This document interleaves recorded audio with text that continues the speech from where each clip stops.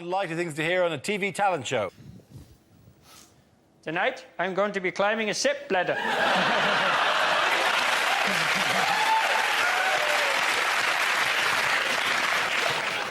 You're right. I can't sing. Thanks. I'd like to dedicate this song to a friend of mine who was run over last week and is in hospital. The wheels of the bus go round and round, round and round. I've got an ability that no one on this planet has. That's Ant, that's Dec. It was like Elvis was in the building. You're fat and there's a stench of death. Well, Peter, it's not what everyone would call entertainment, but you are one hell of an assassin. I thought you hit the high notes really, really well. Be interesting to see if you can still do that when I haven't got your nuts in a clamp.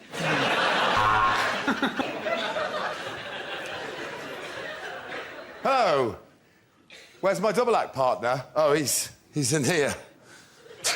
Feeling nothing more than feeling, trying to fall. When you said you were going to ride a donkey...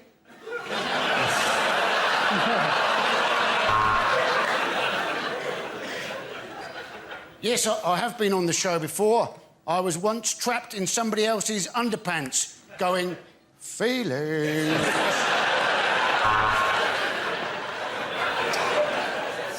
That was an exceptional performance, and the way that you have overcome your blindness is truly inspirational. But this is a chip shop, the X Factor audition next door. I'm going to be honest with you. I think you're all terrible, OK? All of you, you're completely dreadful. I don't know what you're doing. Especially you, Hasselhoff. What have you done since Baywatch?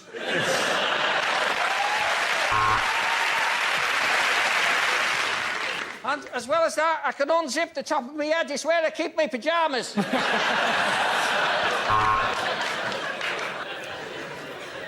I know you said you were a Gary Glitter tribute act, but we weren't expecting you to do that. The next topic is bad things to say at a job interview. What do I think of nepotism? That's a good question, Dad. Yeah, I served for 10 years in Afghanistan. I was in the Taliban.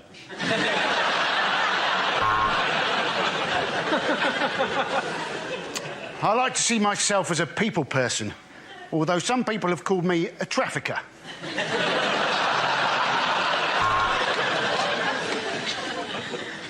So I'm just checking. You definitely don't do a CRB check.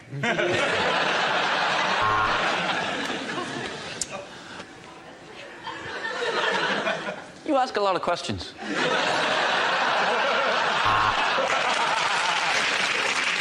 Sorry, could you repeat the question? My ankle bracelet's beeping really loudly. Well, I am a fully qualified geography teacher, and the school's next door, is it?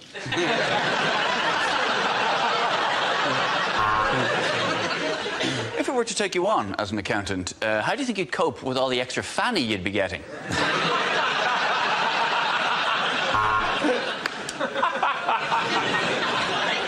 Do I like jogging?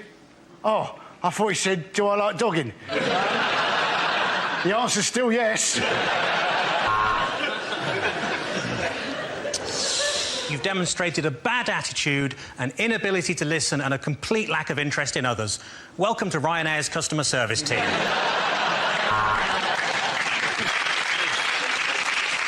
Why do I want to be a vet? Ketamine.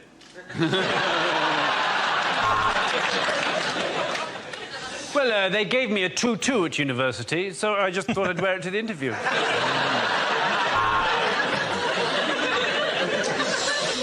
I'd say my three strongest points are attention to detail, a determination to see things through, yada, yada, yada.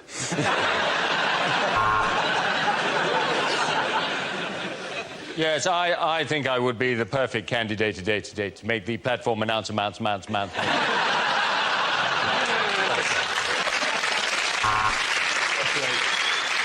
do you want to join the army? I just love a man in uniform. What would I do if I won the lottery? Tell you to fuck off. OK, that's it. End of that round. The points go to Chris, you and Gary. The first subject is rejected exam questions. History. Did I delete it?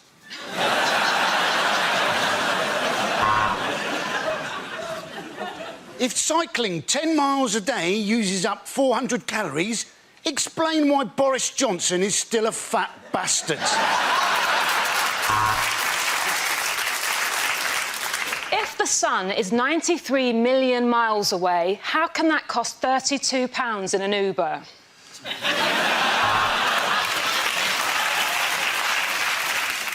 Where is Greece? Is it A, the southern Mediterranean, or B, up shit creek?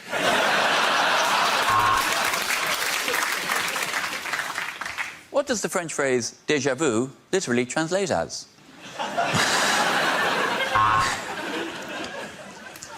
Using examples of Michelangelo's work, write 500 words on why he was the best turtle.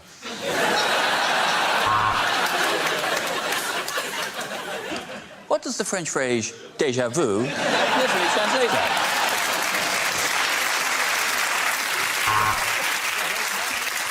Question A. Media studies. Is it a real subject? Question B. Is it...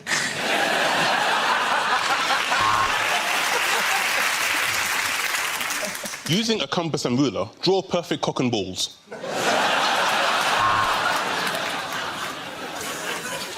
Is this a rhetorical question?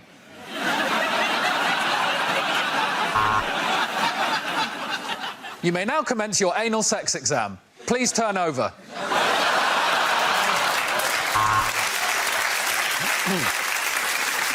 Explain how UKIP became a major force in British politics without using the word wanker.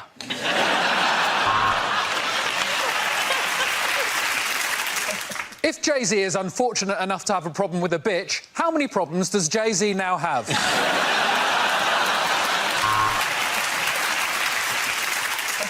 Aggravated violence, question 1. Why might you use a bit of rubber hose pipe? No marks.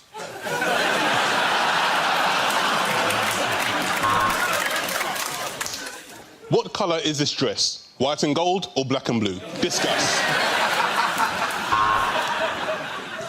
If a train leaves a station at the correct time and arrives at its destination at the correct time, how cool would that be? Chemistry. Me, you. Is there any? OK, the next topic is unlikely things to say when running for US president. I'm Hillary Clinton, and if you elect me the first female president of the United States, I promise you that on my first day in the White House, I will hire a very attractive male intern. He will be on his knees, not having sexual relations with me all day. Hashtag payback, hashtag long game.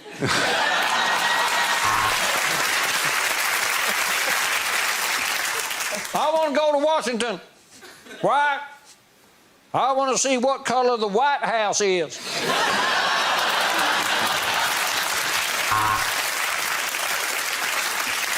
No, we can't!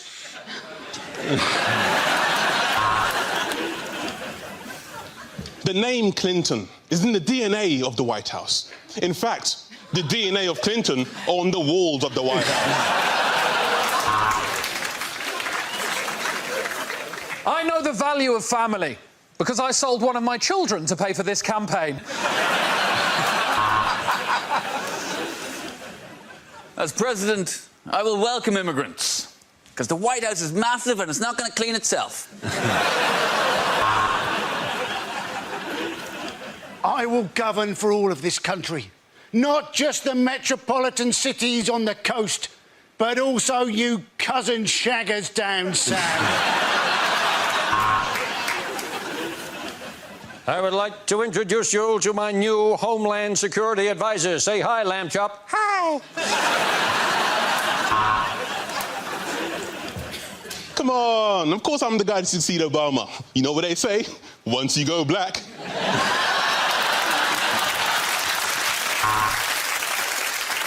If you elect me America's first colourblind president, I will do everything I can to uphold the values of the brown, white and green.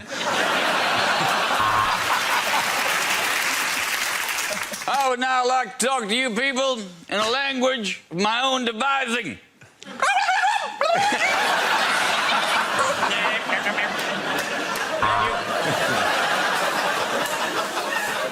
I want to put more boots on the ground in Afghanistan, and also 2 more branches of paper chase.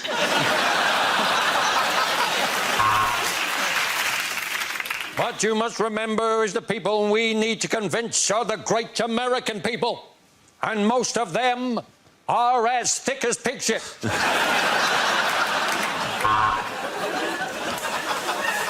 I'd like to apologise for Mr. Trump. Which is what I say when I've just farted in bed.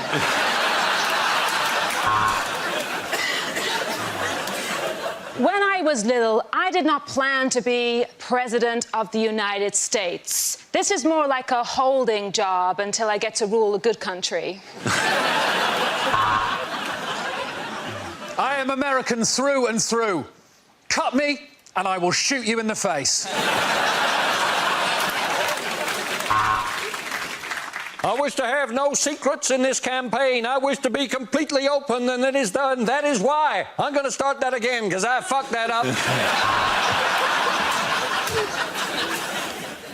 We Republicans want to reach out to all Americans. Blacks, whites, Chinese-y-looking ones. I want to have no secrets in this campaign, and that is why I have gathered you here tonight to tell you I shot JFK. Okay, give that round of applause to Ed, Sarah and Andy. The next topic is the worst thing your new neighbour could say. What day do the bins go out round here? My wife's body's starting to stink. Well, looks like we got ourselves a fresh one. I hope my turkeys won't be keeping you awake. My wife and I are nudists and have been for the past 70 years. You're bigger than you look through the telescope.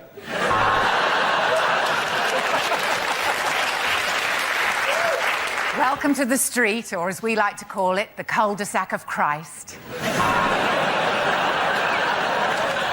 Do you like the music of... What the?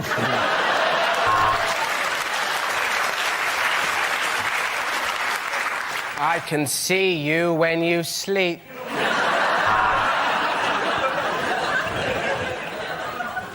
Yes, that's right. The wife breeds Rottweilers, the children in a brass band, and I'm a paedophile.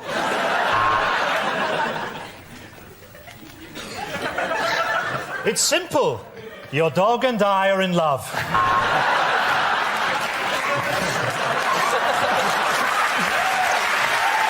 That's it, ladies and gentlemen.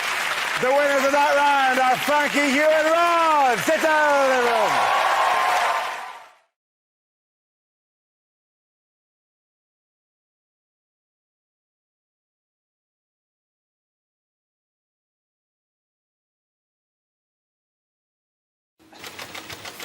The first topic is science and technology. Who wants to come in on that? Andy Parsons.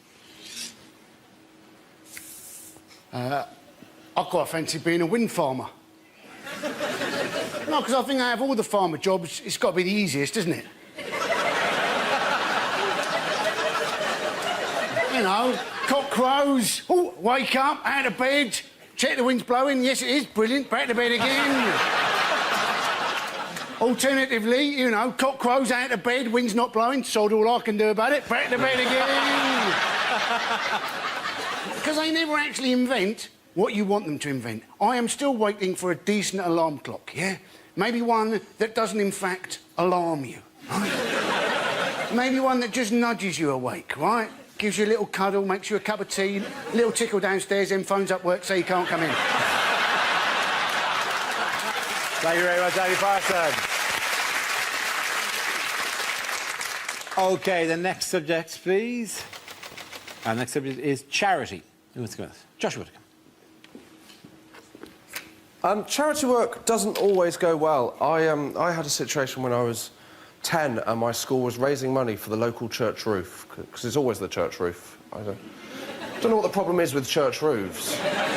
Well, they're spending the money elsewhere. You're going, yeah, well, the roof's ruined, but we've just installed a hot tub, so come and praise the Lord in there, yeah? We all had to do different things, and me and my best friend Thomas decided what we were going to do. We were going to walk the 3 miles to our nearest market town wearing Wellington boots full of custard, right? We thought this would be good. It would have been good, but for one small issue, which was when preparing the custard for the Wellington boot, my mum didn't think that we might want it served at a lower temperature. And you would serve it on an apple crumble. I tell you now, there are a few things in your life more terrifying than looking at your Wellington boots and seeing them steaming like the entrance to stars in their eyes. I said, I'm not putting my foot in there, that's boiling hot. Mum said, isn't that the challenge? No, that is not the challenge. I don't know if you ever put your foot in a Wellington boot of boiling hot custard. A few of you might have.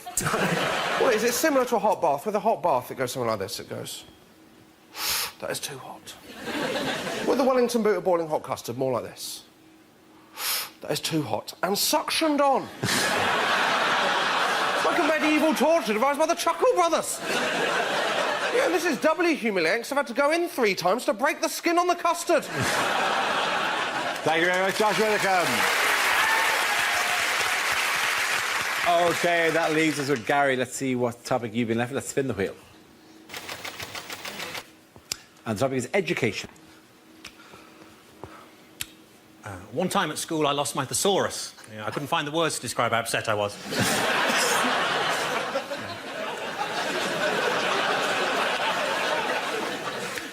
I remember sitting in psychology class, learning about Pavlov, thinking, no stupid dogs. And then the bell went and we all had lunch.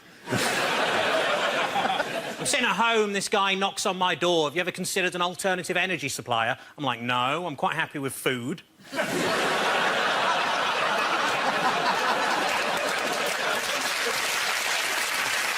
It's got to be a tough job going around door to door encouraging people to photosynthesize.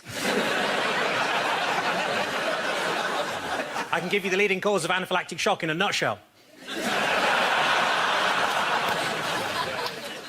I've got the memory of an elephant. I remember one time I went to the zoo and saw an elephant.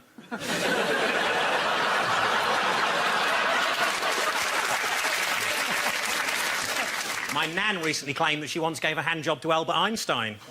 What a stroke of genius. Technically, shoplifting from the Apple store only counts as scrumping. Sex education lessons at our school were pretty weird. The teacher made us shout out rude words to get out of our system, like bum, willy, cocks, and we had to carry on doing that until he came. Thank you. Thank you very much, Guy Delaney. I get points to everyone there. Well, John, come on back. Things you wouldn't hear on the radio.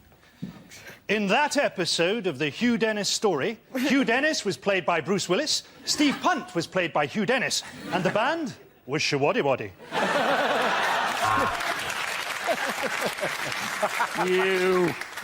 You touch my turnips and I'll fuck you up.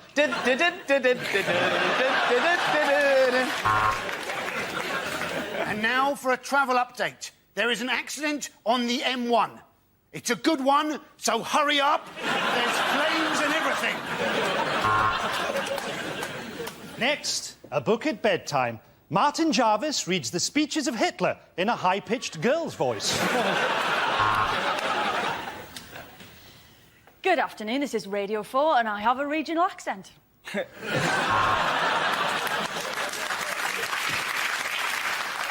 Next on Radio 4, the dogging forecast.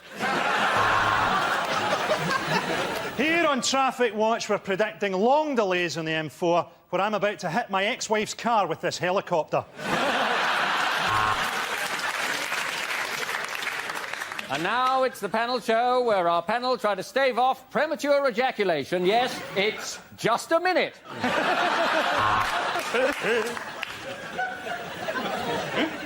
Good morning, this is Breakfast with Tony Blackburn. I'm not actually on the radio, I've broken into your kitchen. Do you want toast? Next, more lesbian propaganda with Woman's Hour. Well, you've certainly stumped the Gardener's Question Time panel. None of us know how to bring a fox to orgasm. You're listening to Heart FM. The same 5 songs all day long.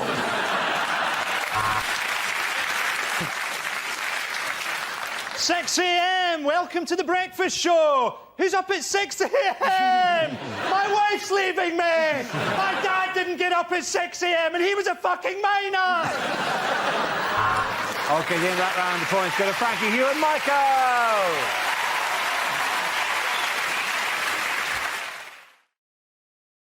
OK, here we go. The first subject is extracts from DVDs that would never sell.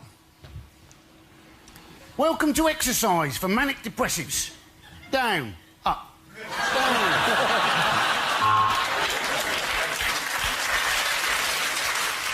Welcome to this How to Use a DVD instruction DVD. First, put this DVD in the slot for the DVD.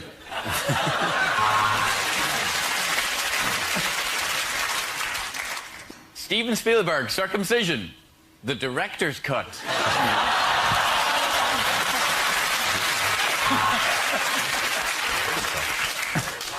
Welcome to the suffragette story with me, Miley Cyrus.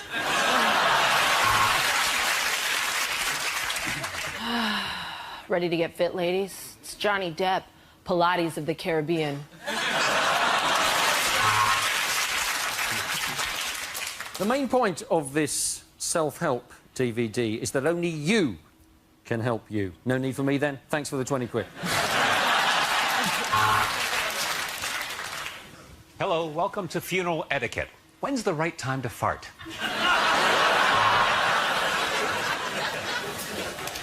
We are in Africa filming the continent's biggest predator, Madonna in Malawi. Welcome to the best of German. Who do you think you are? So, your grandfather was a... OK, we'll leave it there.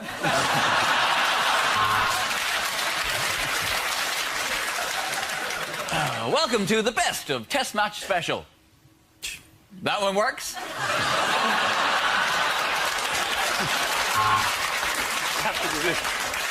That really helped. This is the DVD you've been waiting for. All the tweets of Alan Sugar read out loud by Stephen Hawking.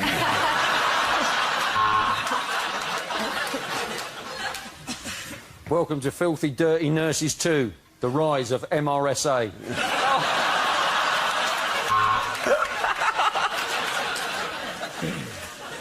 Hello, I'm Ed Byrne. Welcome to Wank Yourself Skinny.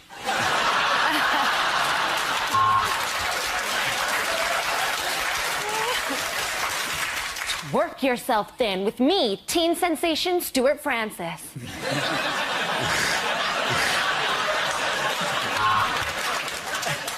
It's the DVD we've all been waiting for. 2 politicians discussing Rwanda.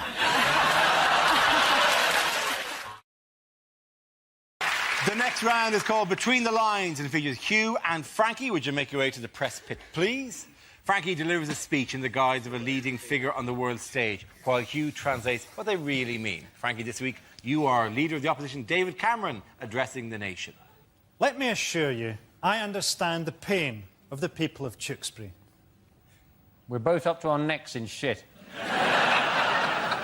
This summer, I have put the Tory party back where they belong. Third in 2 by-elections. I have been criticised recently for my poor performances. I told the wife it's the stress of the job. I'm not worried about the polls. They're doing a lovely job in my kitchen. Boris Johnson will make a great mayor. He has a lot in common with London's first mayor. He's a dick. I have taken steps to ensure that I will be the next Prime Minister of this great country. Dear Jimmy.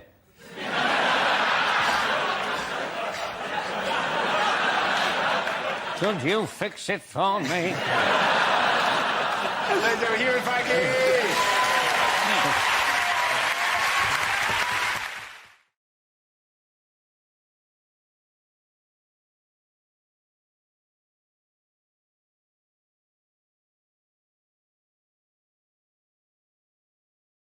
The next topic is things you won't hear your Satnav say. Don't be angry, but while you were getting petrol, I shagged your iPod.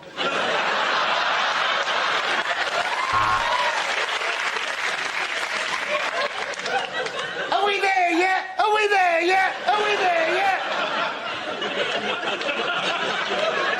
In 300 miles, you will realize this gimmicky voice was a terrible mistake. At the next set of traffic lights, a cyclist is going to pull up next to you and give you a really dirty look like he's better than you. When the light turns green, let's see how good his balance is. Turn right at the next junction for a bloody good dogging sight. I'll tell you what, darling, how about you get out of the car and let your husband park?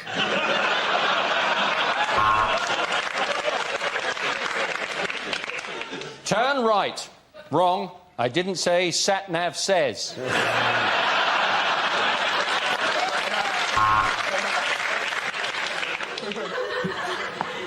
Welcome to Joburg. Lock the doors, put on your bulletproof vest, and don't leave me here. If you go away and leave me here, I won't be here when you come back.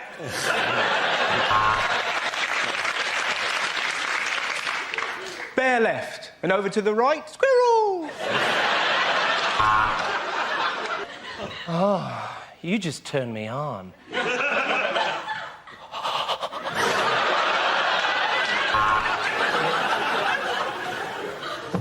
Hold on, I've got the map upside down.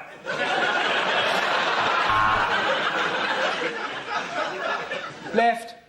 Left. Your girlfriend's left.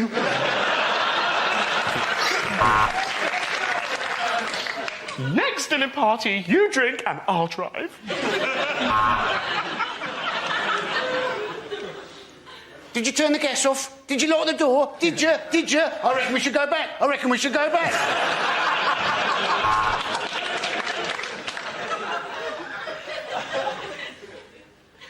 Where the fuck are we?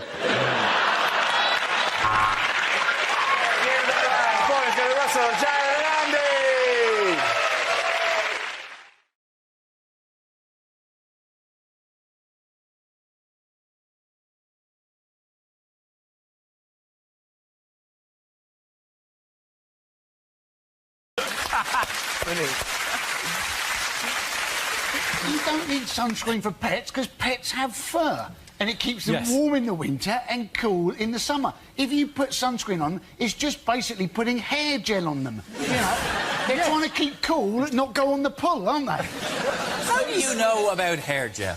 A little bit of this, Ed. This is me going out for the night. I'm ready to roll. My favourite thing about it when it's hot is when I go and check my gas meter and it's still on 40 quid and it's been on 40 quid for a week. To be fair, though, in the winter it's on 40 quid because my uncle sorted it. But, it's all... Probably not the thing you want to admit on national television, but There's been a 204% increase in barbecue sales, right? And a 176% increase in charcoal sales, which means, Dara, that 28% of people forgot to buy charcoal. I was at 9 million sausages sold by Tesco this week. Really? 9 million, that's 4 pigs. And 3 horses. Many horses died for that joke. Quite angry though in the summer. Everyone gets quite angry. It's more road rage in summer, isn't there? Because it's sort of hot. People will get out and fight. Like in winter, no one's going to get out. Do you know what I mean? Like if someone's really annoyed you and cut you up, you're going to come on then. But oh, it's -3. See you in spring. Do you know what I mean?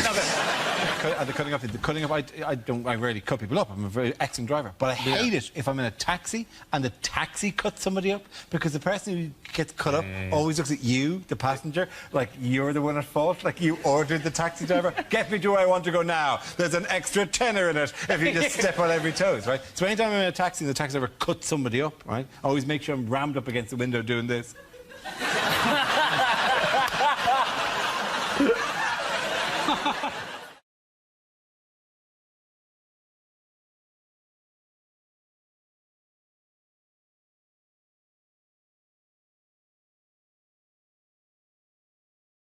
Our next round is called Picture of the Week. I show the panel a topical image and ask them to tell me what's happening. So, what's going on here?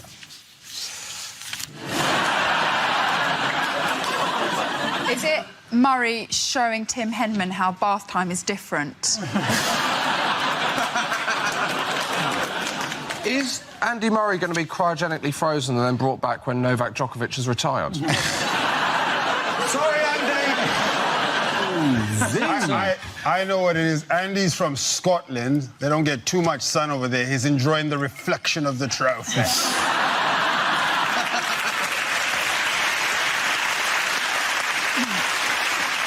I'm assuming that's the picture he's put on eBay.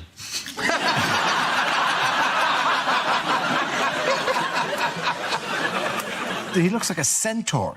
He looks like his legs bend backwards in that bath. That must be why he covers the court so quickly. If his legs backwards, you can never love me, my friend. He always plays on Centaur Court. Yeah, bravo. That trophy, you could fit your head inside. Have you toyed with putting your head in the trophy and playing Nightmare?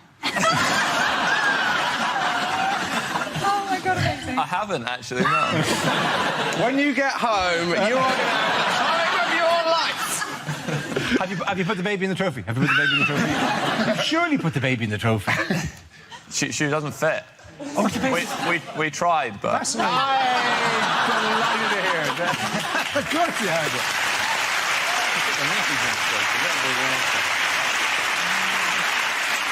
I have a difficult... Congratulations, by the way, Mr. That's what you say before you dig into someone. I have difficulty appreciating tennis because every point and every set and everything you do in tennis is in silence and absolute concentration. Right? You know how many goals Jamie Vardy would score if people just shut up before he kicked the ball? No? Yes? No? I feel you've not been watching Andy, who has a distinctive monologue running. This is not a man who hides his emotions. Like, oh, this is going so badly. What he does is he invites people... But now it seems to have turned. Yes, it's turned. Now it's gone badly again. It's turned again. I've lost the point. Jesus, it must be exhausting being Andy Murray. There's people in your box that you've invited, and then you just shout at them. Do you know what, mate? Unlucky, but you're about to get a taste of your own medicine. You Scottish... No.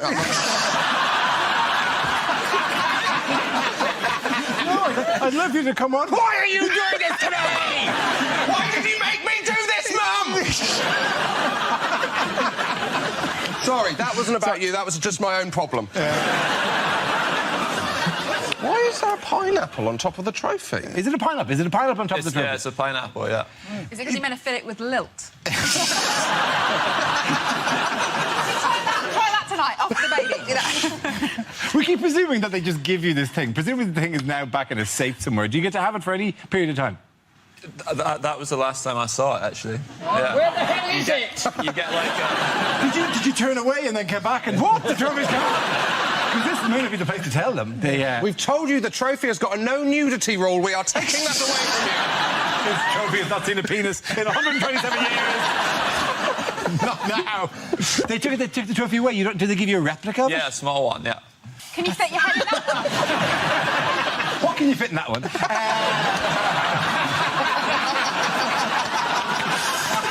We'll cut the mic out. You need it.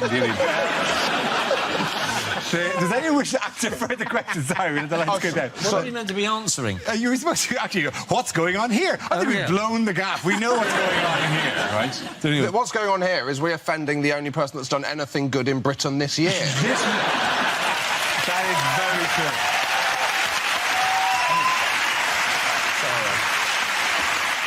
Yes, this is a picture of Andy Murray after winning his second Wimbledon title, making the first British man to win multiple Wimbledon singles titles since Fred Perry in 1935. Did you watch the match? Of course I watched it. He's here. Yeah.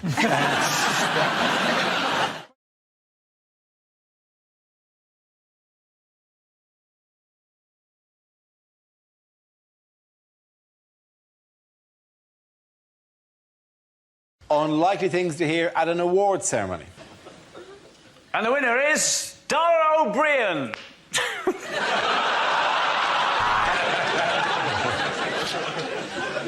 And the award for Driver of the Year goes to David Cameron for his perfectly executed U-turns.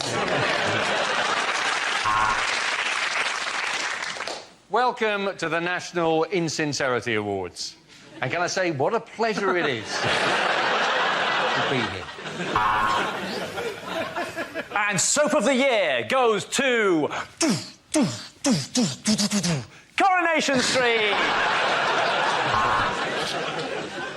Would you please welcome your host for the night, Deck.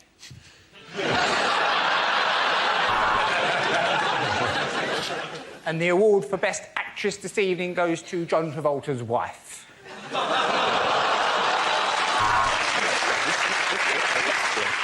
Father of the Year is David Cameron. And predictably, for the 50th year running, the Rear of the Year has been won by the same man. Come on up, Chris. It's a Chris Rea joke.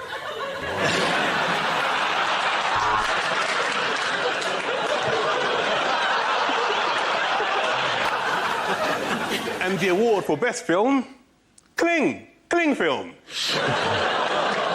Oh, that was all right, though, was it? It's bullshit, Dara. It's all politics, man. This is the point in the Psychic Awards when we like to remember those we lost next year. Well, they said it was ill-advised, but welcome to the first Witness Protection Scheme Award.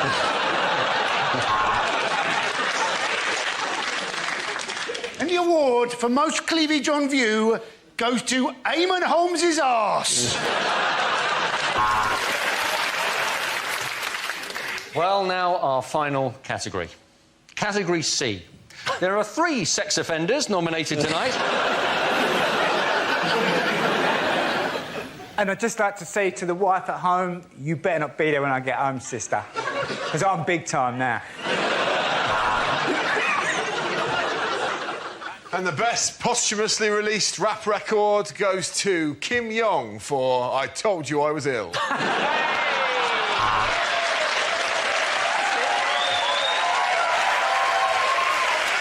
Too late. And to present Best Film in a Foreign Language, would you please welcome Nick Griffin. And the winner of Rear of the Year goes to Chris Rea.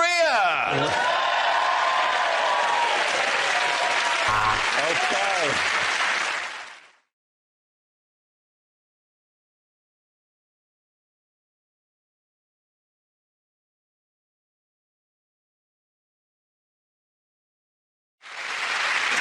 Yes, the question I was looking for was how much is the government planning to cut from the benefits budget? This is the news that at the Conservative Party conference in Birmingham this week, Chancellor George Osborne announced that in its drive to reduce the deficit, the government will cut a further £10 billion in the welfare budget by 2017. Where's that going to come from? Well, just checking, they're not cutting friends with benefits, right? Still fine. That's still grand. Up to the age of 25. agree. It's quite difficult for them, isn't it, to know, because you're not allowed to like the people at the bottom end because they're poor and they're not helping themselves, so boo-boo to them. And you're not allowed to like the people at the top end because they're rich and they've got all the money and boo-boo to them. And it's kind of getting squeezed more and more. Eventually, they're just going to put the recovery on one guy called Kevin Williamson of Warwick. It's all just going to be about him. We're really backing you to get this country back on track, Mr. Williamson. Holy shit! There's a guy at home now in Warwick going, oh, God. I cannot believe this. This is the worst way for it to be broken to me. If he's been correctly chosen, he will there going, I knew that. I knew it was going to come down to me. I knew all these people, and I'm the only one who can do this. Darling, get my jacket. I'm going to leave the house there. I'm on Euro Millions this weekend. David Cameron was determined to change the image of the Conservative Party, wasn't he? He wanted to just stop people thinking of them as the nasty party. He's done that now, because they're now thought of as the ruthless bastards party. I feel sorry for the Tory party, because apparently last week they were all sent a badge saying Britain can deliver, but none of them arrived.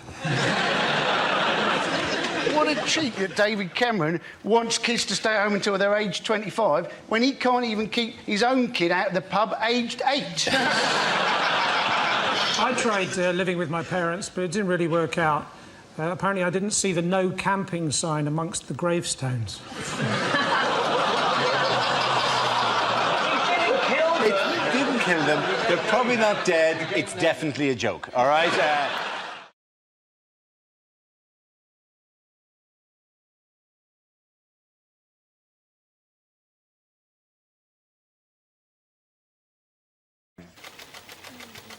The subject is modern living. Who wants to come in on that? Andy Parsons. Now, apparently at the next election, we're all going to be able to vote by text. Now, I can see that going tits up, particularly with predictive text. People voting for New Labrador, the Conservatory and the literal demagogues. And I've got to be honest, I am no fan of mobile phones, particularly because you can no longer, can you, call a wrong number. Call a wrong number, don't you? Half an hour later, you get a call back. I believe you just called me. I got a wrong number. No, Sonny Jim, what was it you wanted to say? Well, at that point, I like to go, brilliant. I get to make a dirty phone call, but they've had to bloody pay for it.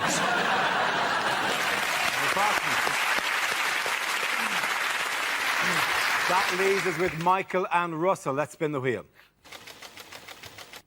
Next topic is drugs. Who wants to come in on that? Russell. Good laugh, mate. I get offered drugs loads. I was at Glastonbury this year, right? And this bloke came up to me. He's like, "Oh, mate, do you want some shrooms?" And you're quite tempted, because everyone's like, "It was amazing, man. Had a chat with the tree. Good guy. He was called Nathan. You'd love him. We could play racquetball Thursday week. What a chap." But you know, if you took mushrooms, you'd be the one who would have the story that would end up on the front page of the papers. Do you know what I mean? I killed a lollipop lady. She wouldn't let me lick it and I killed her. So in the end, right, it was really embarrassing. I had 3 packs of Starburst just shoving in front of my tummy, like, nom, nom, nom, nom, nom, nom. I was like, my guts totally gave way, and this lovely old lady came up to me and was like, "Are you all right?" Now, you've never known being truly pathetic until you've looked into the eyes of a kind stranger and gone, "I've eaten too many sweets."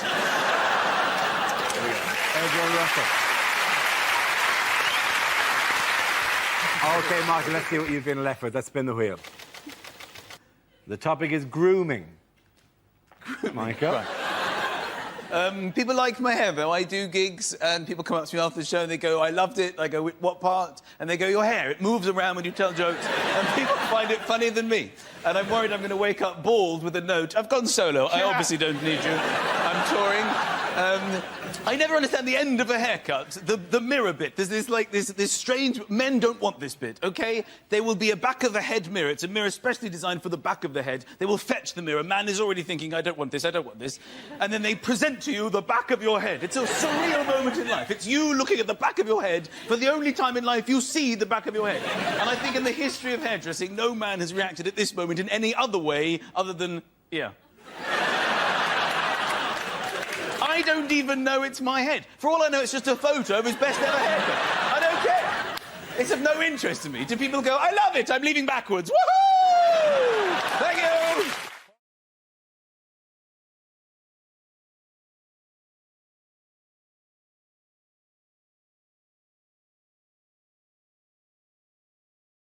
What world first will soon open in London? It's a vagina museum. It's a vagina museum. Darling, I don't even know how to say that word.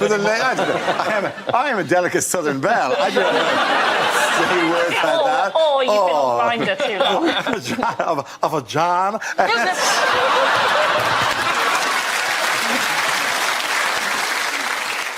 And the award for clearest example that TV commissioners have run out of ideas goes to Comedy Central for Darrow O'Brien's Blockbusters.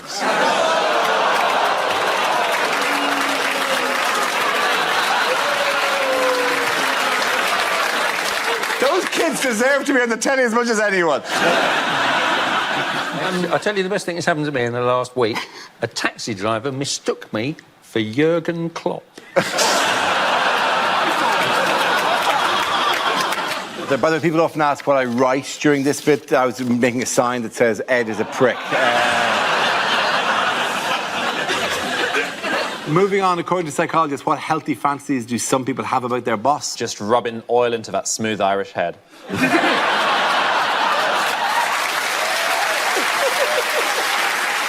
Tom Watson, Deputy Leader of the Labour Party, has just resigned. Oh, really? Oh. Yeah. Why is he resigned? Why is he resigned? Literally, what? I don't know. They just told me that a second ago. They don't do that on the news, Dara. You've got to learn a few techniques.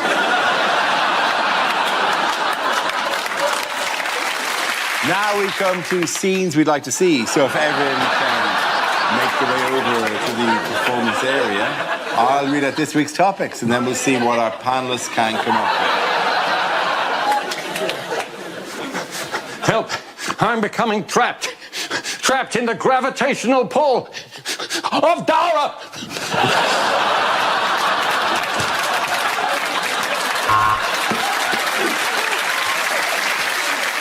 So tough week for the Conservatives. Labour, however. I tell you what, Tom Watson's resigned. Yeah.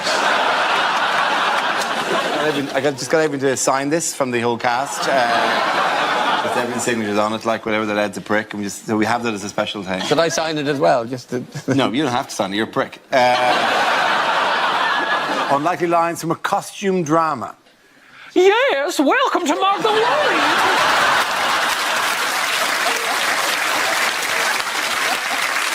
Moving on, why was Ryanair in the news this week?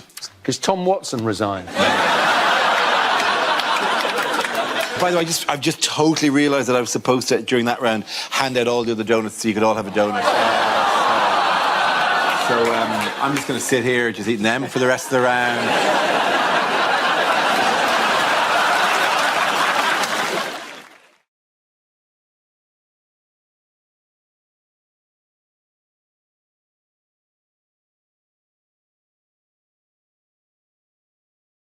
Now we come to our final quickfire round called Scenes We'd Like to See. This is for everyone, so if you can make your way to the performance area, please. I'll call out ideas for scenarios we'd love to see, and the performers come in with their suggestions. The first subject is unlikely things to hear on Comic Relief. And we'd just like to thank the donation of 160,000 turkeys from a Mr. B. Matthews. Remember, tonight isn't all about comedy. Here's Ben Elton.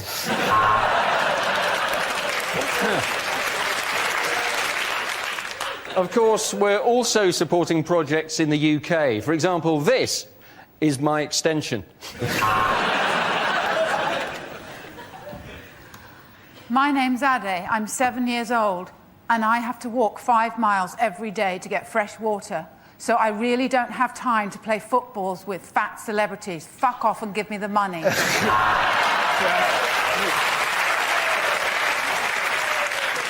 Right, here's one for you. 3 Ethiopians walk into a bar. If we remove all these villagers' cataracts, one day they might be able to make our shoes.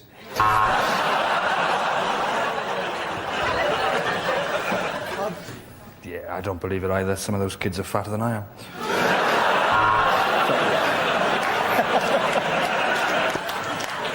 And remember, 20% of everything you give goes directly to a grinning warlord wearing a necklace of human finger bones.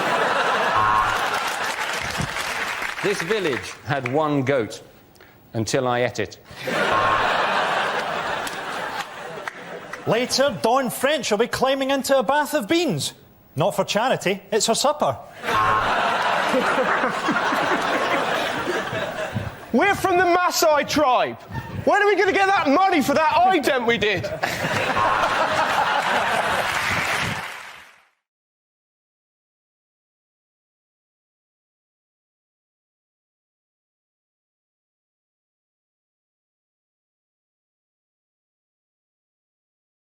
Now we play a round called Spinning the News, which involves everybody. So if you could all move over towards the performance area, please. We spin the wheel, and when it stops, anyone can step forward and try to make us laugh about the subject it's landed on. If I judge the player's got a big enough laugh, he or she gets to sit down again. The first team to have all its players sitting down at the desk wins the round. OK, let's have our first topic. It is, of course, national surveys. Anyone want to try something on that? Good man, Frankie. They've done a survey in America that says that Osama bin Laden is now more famous than Michael Jackson. And you think, yeah, but he puts a lot less effort into his videos, doesn't he? It really freaked the Americans out if he just threw in a wee moonwalk now and again. Hey, more famous than Michael Jackson, but who would you rather have looking after your kids? They did a survey this week that said that 20% of British men have a problem with premature ejaculation. The others just don't think it's really a problem. Sex and on early nights. They brought out a condom for premature ejaculation, and basically it's got an anaesthetic in the lining, so it makes you numb and you can last for longer. Or you can wear it inside out and you don't have to wake anybody up. Well done, Frankie. You can sit down. OK, let's spin the wheel again. The next topic is the Trafalgar celebrations. Rory's in. Yeah, this was this week's naval review of Portsmouth, which is quite embarrassing for the Queen because it just rubs in the fact that she hasn't got a ship. So they line up hundreds of ships and she goes, that's a nice one. Well, have you got one in another colour? Prince Philip loves these things because it gives him a chance to stand on a ship and shout, "Frigate! Look, Philip! Philip, mind you, no, frigate, there, frigate! Next to that f***ing destroyer, right?" Very good, Rory, sit down, come on.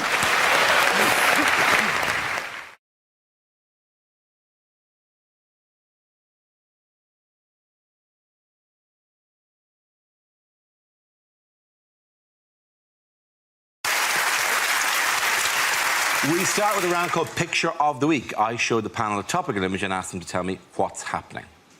Here's a picture of the new Labour leader, Jeremy Corbyn. So what's going on here? Has he been sleeping in the bin on the right? The idea it could be the oldest delivery boy in the world still hasn't figured out how to hold a pizza correctly. I suspect he's dressed up for his first meeting with the Queen. Is it just simply first day at big school? Is it breaking news? Marks and Spencer's merger with Sports Direct. I think possibly it's page 3 of the Socialist Worker. I'm glad you told me that was Jeremy Corbyn. For a second, I was worried that's what Charlie Brown looks like now.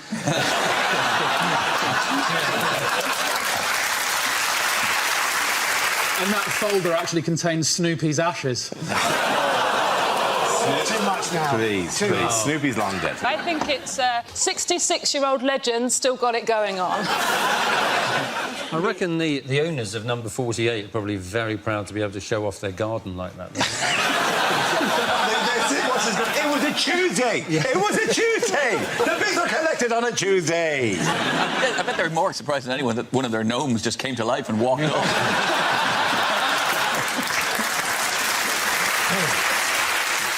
Is he such a dedicated socialist that he refuses to look to the right, even then that's the direction he is in fact looking? Are you saying that But ultimately, I'm sorry, we were all born bad t-shirts and shorts. It's just socks with the trainers is the only genuinely offensive thing there. Yeah. And not using cocoa butter. And not using cocoa butter. Yeah, it lets it... He's a 66-year-old man. I think so. There's no age restriction on cocoa butter. I'm really 55. It is Jeremy Corbyn who's elected leader of the Labour Party on Saturday, winning a landslide majority of 59.5% of the vote. So how are we enjoying the new era under Corbyn? It's exciting. It's really exciting. I'm so happy, and I'm not going to let you guys ruin it for me. I'm not going to. That's reasonable, isn't it? Because, I mean, there's nothing weird about Jeremy Corbyn at all, is it? But he's right there, isn't it? Because in an era of identikit politicians, it is about time we had a leader of a major party who looks like he should be advertising canal boat holidays. No, I'm not surprised that he won. I'm not surprised that he won by like, such a large majority. Like, he got so many votes, like, even the organisers of the Qatar World Cup were going, how the hell did he do that? His first congratulation call was from Sepp Blatter, actually. I feel really sorry for him, because even though he's actually won this, people in Labour don't even seem to like him. And I think it's because he is so good. Like, he's a saint. He's so pure. He's so principled. He collects pictures of drain covers. OK, is that a thing? He is the nerd of the nerds. And obviously he's not the only MP who's got a large collection of pictures of manholes, but he...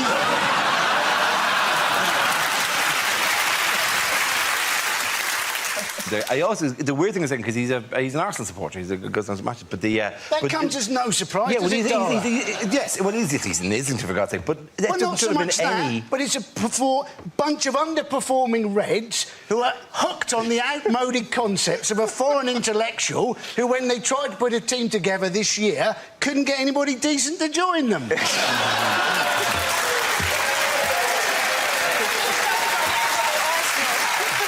That is some weapons-grade analogy there.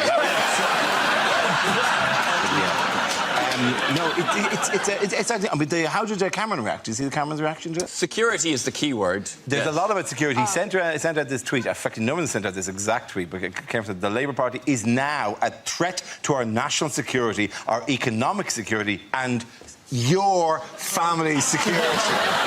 Not my family. My family are fine. We live in a big house with 2 policemen outside the front. But your family, where are they now? Do you think that for a second? Look around. Can you see them? No, I can't see them either. He's climbed in the window and stolen them. That's what he's doing.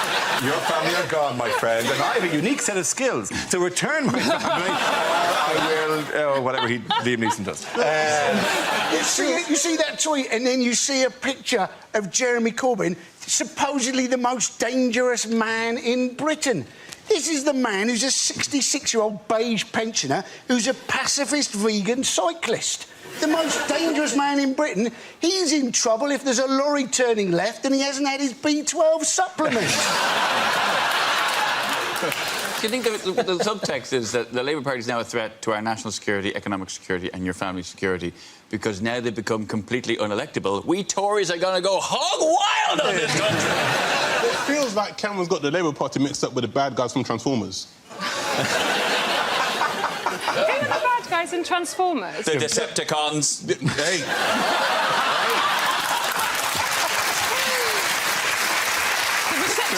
The Receptacles. I think we've just spotted the nerd of the nerd of the nerd. I think that would be exciting. I was saying to my friend, imagine if we had a genuinely pacifist Prime Minister. You spend the defence budget on education, you put Trident on eBay. Like, it would be so brilliant. And my friend was like, yeah, and then what about if Britain is invaded and everyone's family is killed? Like, yeah, he probably won't get re-elected. If you do buy Trident on eBay, I think it's not a bad idea, but if you do, if you're buying it, come and collect it. It's not the kind of thing you want delivered.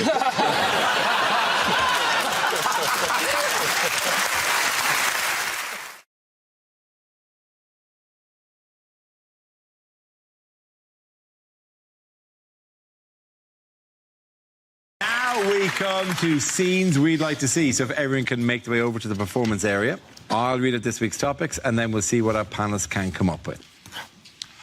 OK, here we go. The first subject is commercials that never made it to air. Mr. Muscle loves the jobs you hate, apart from blowjobs. He doesn't do blowjobs. I used to wash with Dove, but the feathers came off and the beak was scratchy.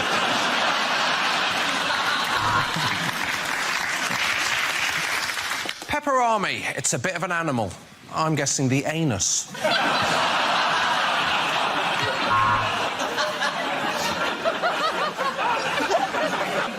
4 hoof marks and a large pile of poo. That's the sign of the black horse.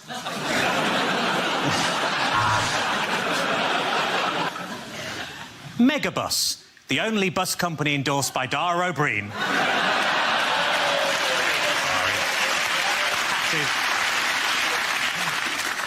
Links for when you want to smell like a virgin.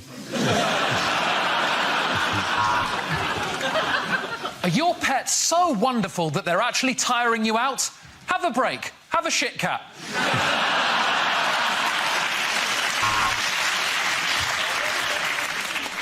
Tesco penis extensions. Because every little helps. At Debenhams, we've kidnapped the John Lewis penguin. And if you don't shop with us, we'll kill him.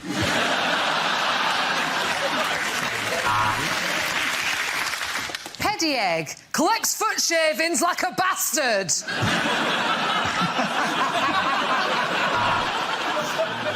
Abby has strong teeth, boundless energy and a shiny coat. She's the best prostitute in London. Barocca. Start the day the right way with luminous piss. There's now a free gift at the bottom of every box of Frosties. Type 2 diabetes. Uncle Tom's rice, like Uncle Ben's, but a bit more racist. Crack-flavoured Pringles. Once you pop, you really can't stop. Have you been in an accident that wasn't your fault? Ah, bad luck!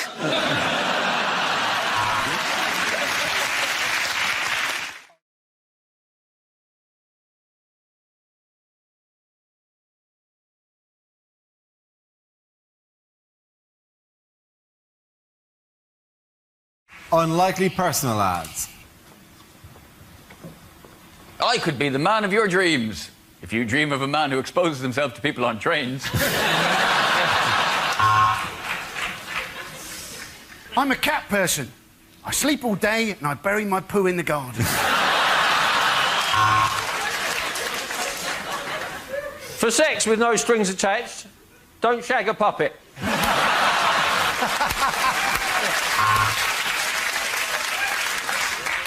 Katie Price seeks new husband. Position temporary. Usual terms and conditions apply. Looking for love in all the wrong places? Well, you wanted to be a priest.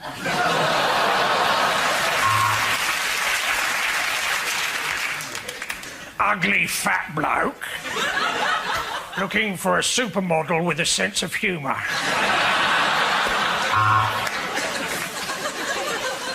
Man prone to violent mood swings seeks lovely woman to go screw yourself. I love you! Female, 22, 33, 52. One of them's my age. Are you feeling lucky, punk? Agoraphobic seeks claustrophobic for doorstep encounters.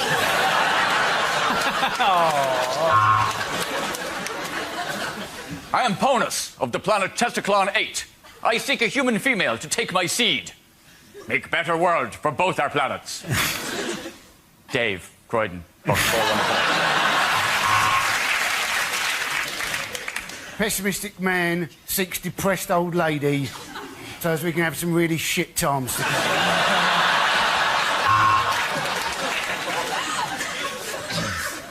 Gorgeous, 5'11", black woman, amazing body, great rack. I just thought I'd put it out there.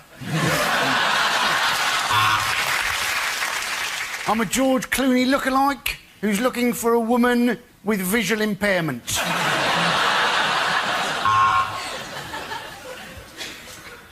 Do you like swinging? Meet me down by the swings.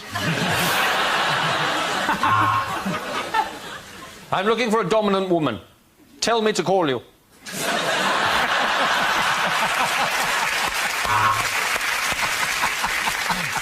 Do you like dogs? Good, because I'm small, hairy, and hung like a border terrier.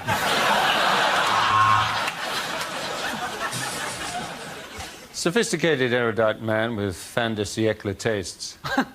6 women with massive norks.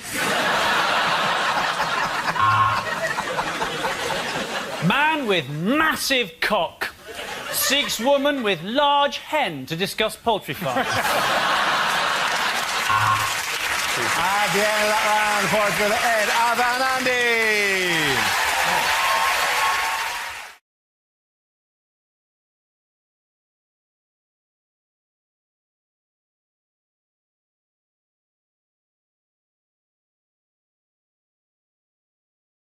Things you wouldn't hear in a nature show. Well, that was a sticky moment. Last time I tickle a sperm whale.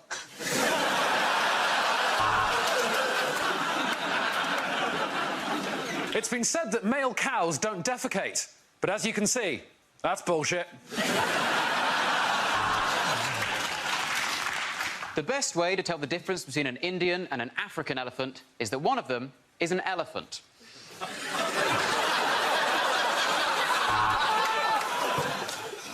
Hello, I'm not an elephant. Told you. The baboon is one of the most sophisticated primates. Would you look at the arse on that?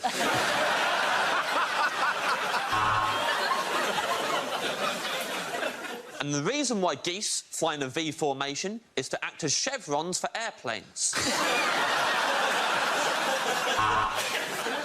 Coming up, a couple of rhinos banging and some monkeys finger blasting each other on extremely blue planets. And what a magnificent scene. The monkey is lifting the lion cub towards the sun and I'm being removed from the theatre for talking.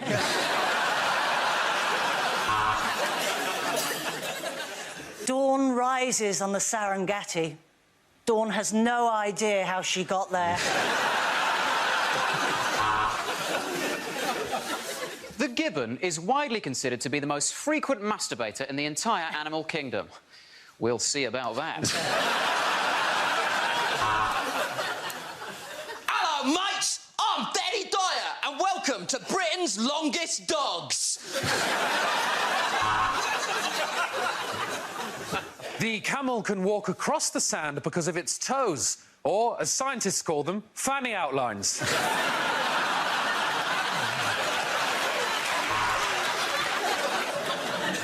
And here we have a tiger happily eating Frosties. Tonight's episode is dedicated to the memory of our cameraman, Charles Frosties.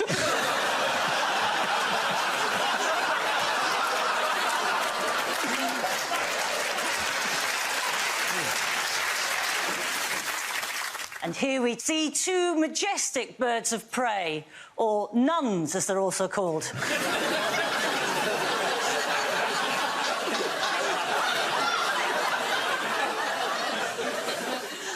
Here we have a woodchuck, also known as a groundhog, prompting the question, how much ground could a groundhog hog if a groundhog could hog ground?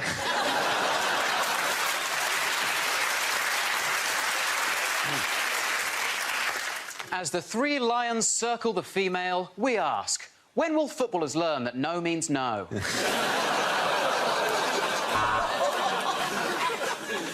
The crab scuttles into view. I should have used the special shampoo again.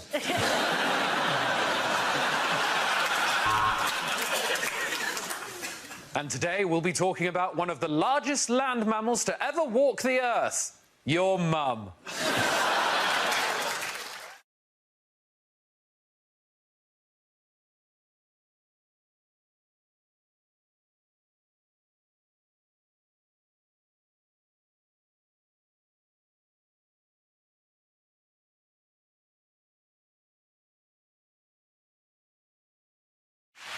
Now we play a round called English Jokes for English People. This game... involves Ramesh and Milton, so if you could make your way to the performance area, please. This round is a stand-up challenge. I launched the wheel of news, and whoever chooses to stop, one of our performers must step forward and talk about that subject. OK, here we go. Let's spin the wheel. The first subject is education. Who wants to go on that? Ramesh. Well, as a vegan, I wanted to supplement my son's education, so I'm helping him to learn to read. That's one of the things that I'm doing, and helping your child to read is one of the most magical and rewarding things that you can do as a parent, on day one. After that, it's one of the most frustrating, annoying, I'd rather punch myself in the face repeatedly than ever do this again activity that you can ever do. And let me tell you why. They do not care about making sense. Right? They'll just read all the easy words. When they get to one they don't know, instead of trying, they'll just look at the picture and just throw something random into the sentence without any regard for what effect that has on what they're saying. And I'm supposed to not get angry. I'm supposed to not get angry when my son goes, Jack went strawberry? How could that be what it said? How could it be Jack went strawberry? What are you talking about? What would that even look like? How could that be what it said? Tell me. I tell you what, you think that's what it said, you go strawberry now. Go on. No, go strawberry. That's what you think it said. Stop crying, go strawberry. Go strawberry. Why do you do it? Go kiwi then, I don't give a shit. You're not doing it, are you? I tell you why not, because it doesn't make any bloody sense. My wife thinks I'm overreacting. Thank you very much, Robert. OK, that leaves us with Milton. So let's see what you've been at for Milton. Let's spin the wheel. And the topic is family.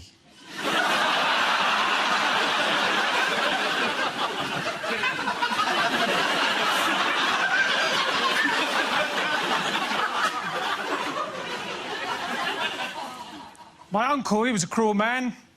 He knew we lived in a bungalow, yet every year for Christmas we always got a slinky.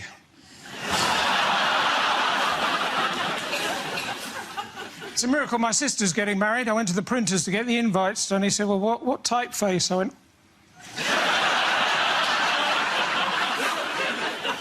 She seems to like him. My grandfather, during the war, he broke the Enigma code machine. Then he went AWOL. Well, it's not quite true. Then he became an owl. My grandmother, she's been talking about downsizing, and now she's in a little urn.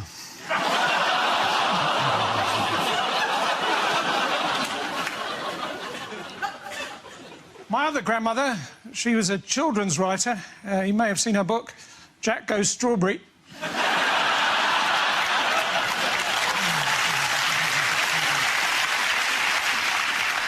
I haven't always been popular with my family as a vegan.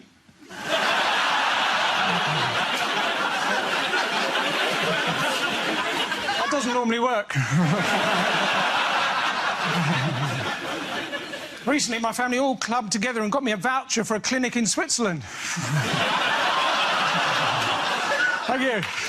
Hey, well done. Point down for Mr. Jones. Come on back in.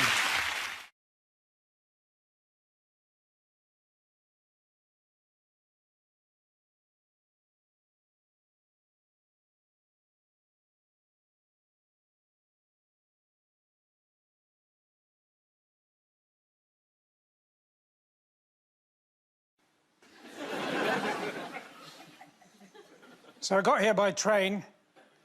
For the whole journey, there was a child opposite screaming. I could even hear him through my wolf mask.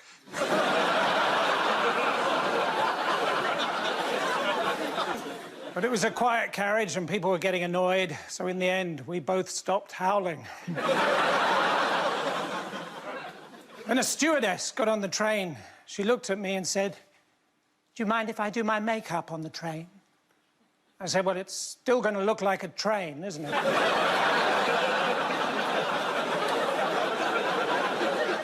She put her hand out and said, "I'm Amber." I said, "Yes, I think you've overdone the makeup." Anyway, one thing led to another, and, well, I'm going to skip a bit now.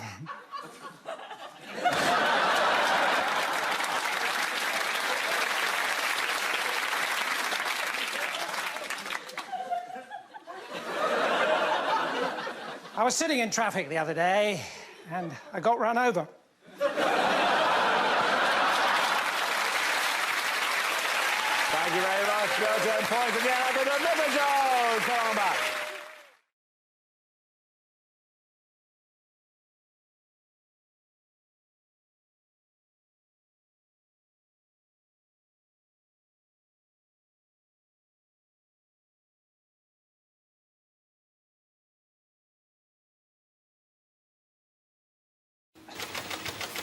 The first topic is science and technology. Who wants to come in on that? Andy Parsons.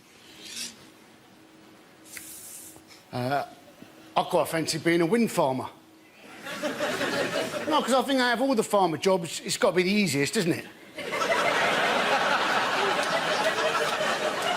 You know, cock crows, oh, wake up, out of bed, check the wind's blowing, yes it is, brilliant, back to bed again.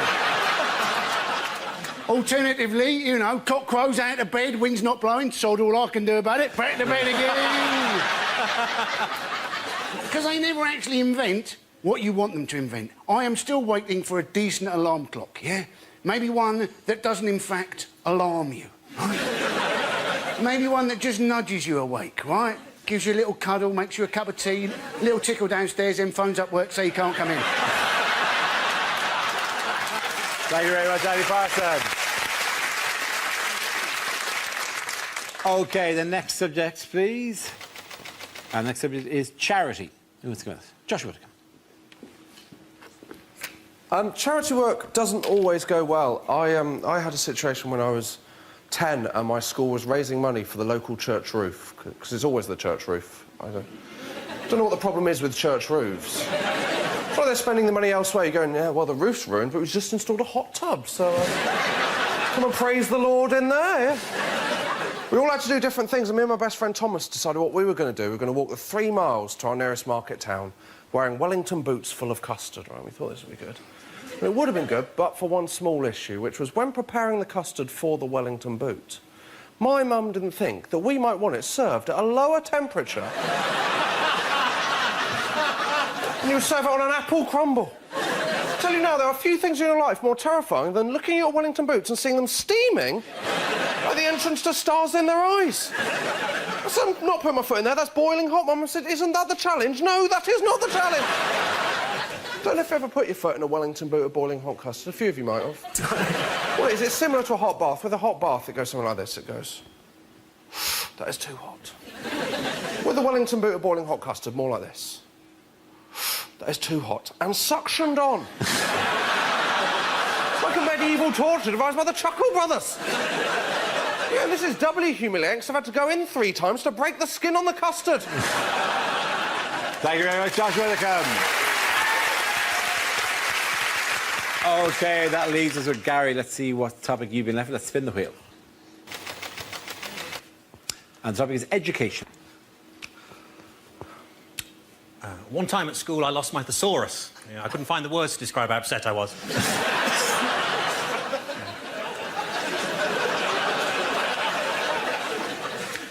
I remember sitting in psychology class, learning about Pavlov, thinking, no stupid dogs. And then the bell went and we all had lunch. I'm sitting at home, this guy knocks on my door. Have you ever considered an alternative energy supplier? I'm like, no, I'm quite happy with food.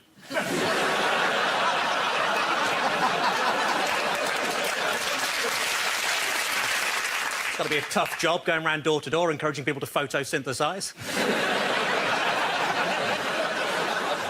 I can give you the leading cause of anaphylactic shock in a nutshell. I've got the memory of an elephant. I remember one time I went to the zoo and saw an elephant.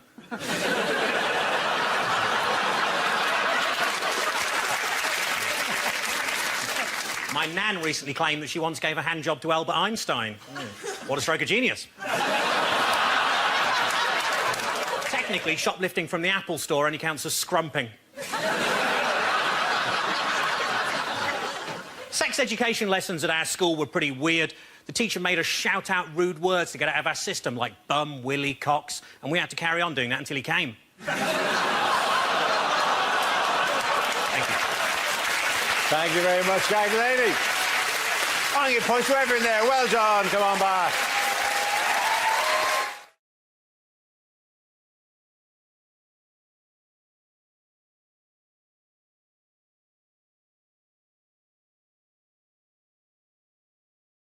Yes, this is Prime Minister David Cameron on a visit to a housing development near Manchester during this week's Conservative Party conference. At the conference, a number of high-profile policies were announced.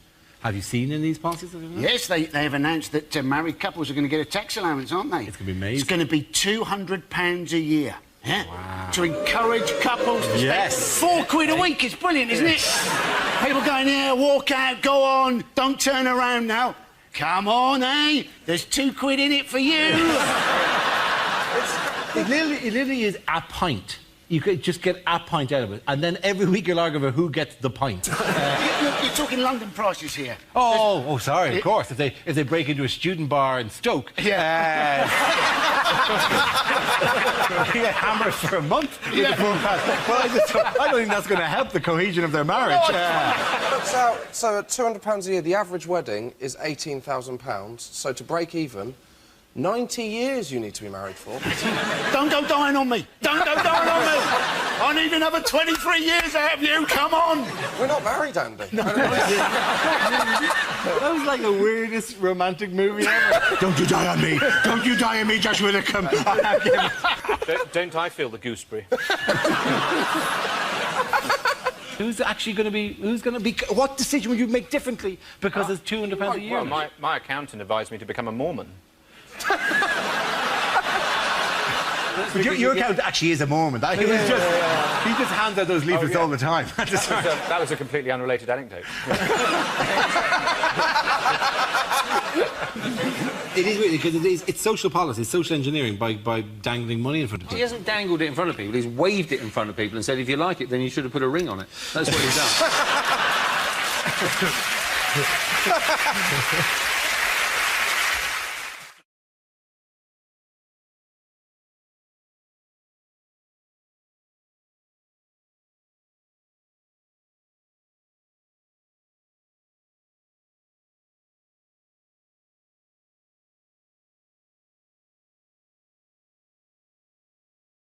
Now we play a round called Mocked or Quinn Medicine Woman. This game involves Alan, Adam, Andy and Russell. So if you could make your way to the performance area, please. This is where we test our performers' stand-up skills. We spin our news generator, settles on a topic, and anyone can volunteer jokes about the chosen subject. The winners are the people I judge to have produced the funniest stuff. OK, here we go. Let's spin the wheel. The first subject is religion. Who wants to come in on that? Adam Hills. Like this. Why can you make fun of certain religions? Why can you use certain religions to promote your products and not other? Why can you use Buddha to promote products? You go to any city in the world, you will find a Buddha bar that serves Karma cocktails. You will find a chocolate Buddha restaurant with carvings of Buddha down the wall. If you go to a supermarket right now, I'm sure you'll find a brand of margarine called I Can't Believe It's Not Buddha. Why can you do that with Buddha and no other religious leader? You know why? Because there's no such thing as a Buddhist extremist. What are they going to do? Turn up at your restaurant? Yeah, if you keep calling it that, oh, I've got no choice but to wish you good karma. Shit.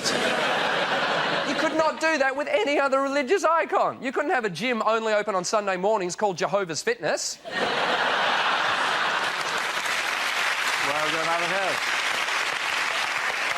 Hill. OK, let's spin the wheel again. The subject is transport. Who wants to come in on that? Andy Parsons.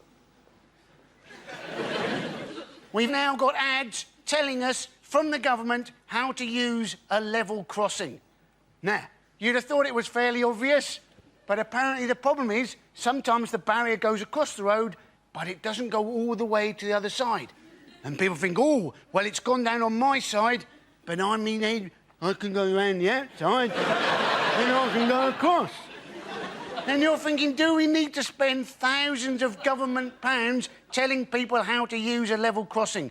Surely it's just a new form of natural selection. Thank you very much, Andy.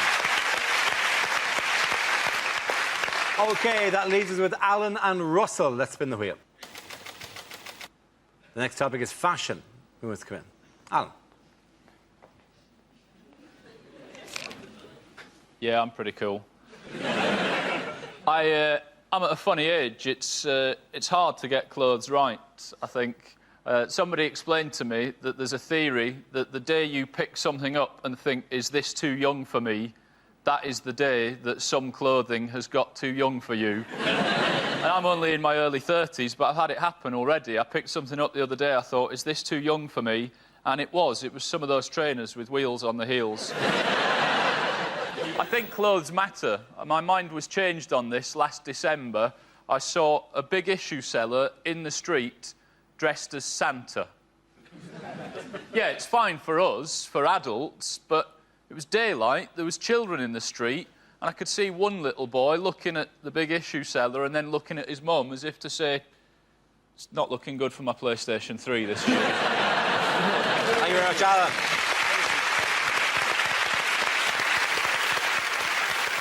OK, Russell, let's see what you've been left with. Let's spin the wheel. The subject, Russell, is etiquette. It's like ladies with pointy breasts carrying books in a weird way.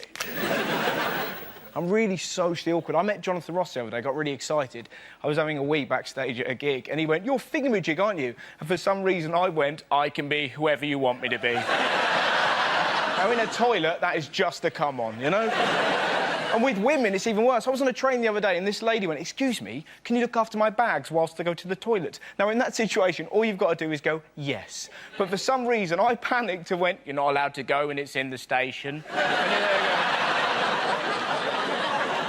So she sits down, going, "Fair enough, didn't realise you were the poo goblin." Horrible moment. The train wouldn't move. Eventually it did. I swear she looked at me and went, "Can I go now?" Thank you very much, Russell.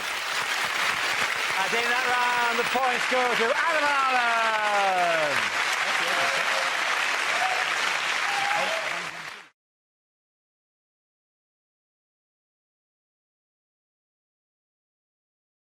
Things you wouldn't hear in a nature show. Well, that was a sticky moment. Last time I tickle a sperm whale.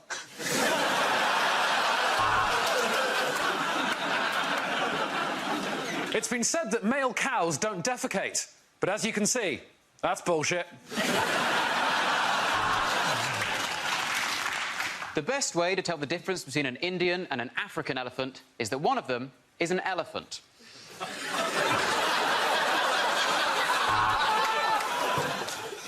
Hello, I'm not an elephant. Told you. The baboon is one of the most sophisticated primates. Would you look at the arse on that?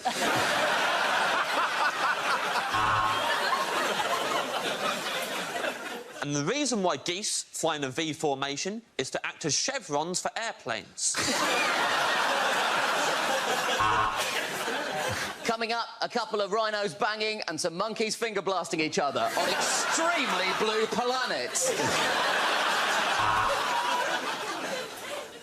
And what a magnificent scene. The monkey is lifting the lion cub towards the sun, and I'm being removed from the theatre for talking.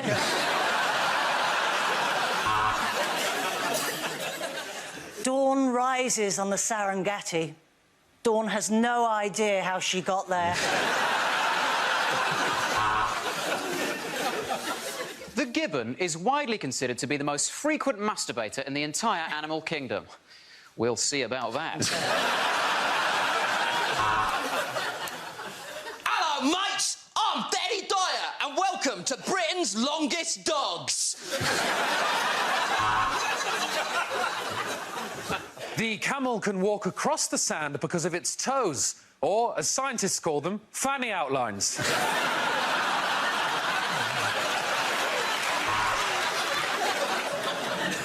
And here we have a tiger happily eating Frosties. Tonight's episode is dedicated to the memory of our cameraman, Charles Frosties.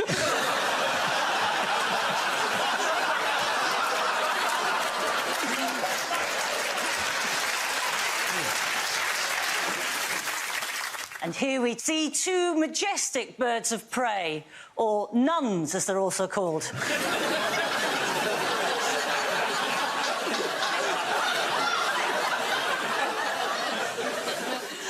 Here we have a woodchuck, also known as a groundhog, prompting the question, how much ground could a groundhog hog if a groundhog could hog ground?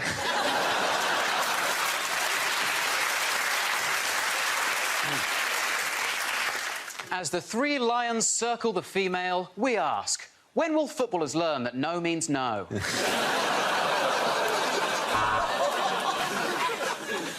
The crab scuttles into view. I should have used the special shampoo again.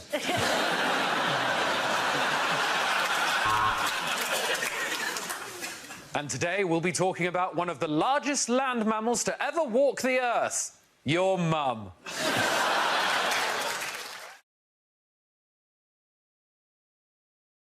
First subject tonight is what a TV chef would never say. So that's the bird plucked and stuffed. All that remains is to kill it. Welcome to One Fat Lady. And here, what you want to do is put a little bit of the brown mixture in the tin and then sprinkle a little bit of hash on the top of it. Well, these Korean meatballs really are the dog's bollocks.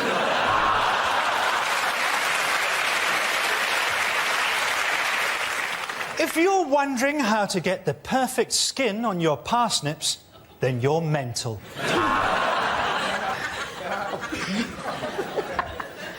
Hello, I'm Delia Smith, and today we're going to cook a panda. Am I invisible in this fucking jacket?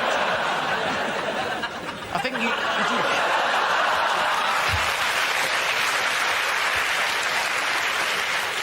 So, I've marinated it for half an hour, seared it for 15 seconds, and now I'm drizzling it on my buttocks. You just need two things to make this dish. What you need is a takeaway menu and a phone.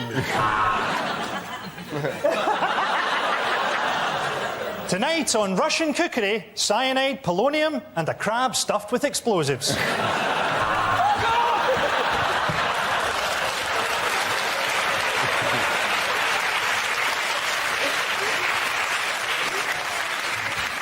It's not going to be worth it now, is it?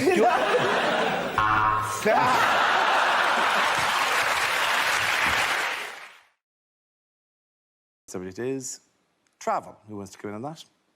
Ari. I do a lot of travel. I actually do a lot of flying. I had to fly over here because I live on an island. I flew with Icelandair, and I used to work for Icelandair as a flight attendant. It's actually quite common to only have, like, men serving the food and only women flying the planes. And this is the 21st century, after all. But a lot of the passengers are, like, elderly men from the 20th century. And it was so much fun to be on those flights with the trolley, because you get to see the elderly male passenger reaction to two men with food, which was usually like... Look, Gunnar, the captain himself is bringing coffee for us. Hang on, who is flying the plane? And then a woman would do the announcement, politely, professionally, like, ladies and gentlemen, my name is Sigríður Einarsdóttir, I'm your captain today. We'll be flying to London Heathrow in approximately 3... And these old men would be like, it's a woman, it's a woman, it's a woman, it's a woman. It was like a musical number starting, it's a woman, it's a woman, it's a woman. How could this happen? And they would, like, ask, like, excuse me, is it really a woman flying the plane? And it annoyed me so much that I always said, yes. And she's having her period. You have a problem with that, old man? And they would ask, like, is that allowed? Of course it's allowed. What's wrong with you? It's ridiculous. In fact, I trust a woman way better to fly a plane than a man. They seem to take it more seriously. I can understand everything they say during the announcement. I never understand the male pilots at Icelandair. They all sound the same. Ladies and gentlemen, this is Captain Corbyn. The first but may experience a little bit of a delay because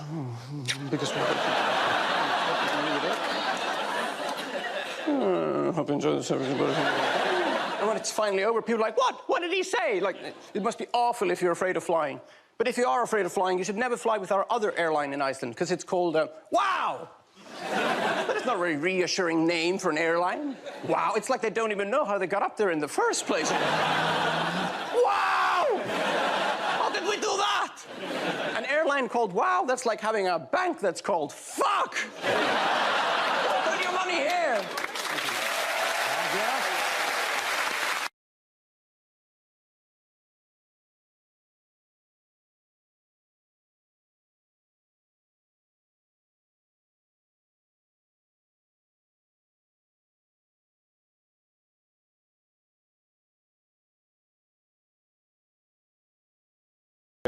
Let's spin the wheel.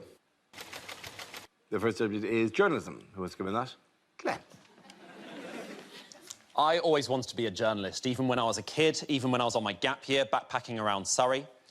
I remember the day I told my family I wanted to be a newsreader. I was at my nan's leaving drinks, which sounds a lot nicer than wake, doesn't it? I felt bad because I never really got to know her, and I never really got to know my granddad because he died decades before I was born after a difficult 6-year battle with Germany. I remember my grandmother told me just before she died, she said, Glenn, it doesn't matter what you achieve in life. It doesn't matter what you achieve. As long as by the end of your life you're happy and you can afford your own bed, that's all you need. That's the last thing she told me on her death chair. I used to love being a newsreader. Before that, I was a roving reporter, and it was great fun. I got to travel the world, got to learn new languages. Before that, I couldn't really speak any other languages. I could speak some French. I could say, like, hi, my name is Glenn. I would like 2 baguettes, please, but apparently that's still English. Once I even got to be a red carpet reporter. I got to stand on the red carpet for the National Voiceover Awards. It was amazing. I got to interview the guy that had just won the award for best work in disguising a victim's voice on Crime Watch. And I remember saying to him, you must be so delighted for your award, and he said, well, there's just so many people I'd like to thank. Very good.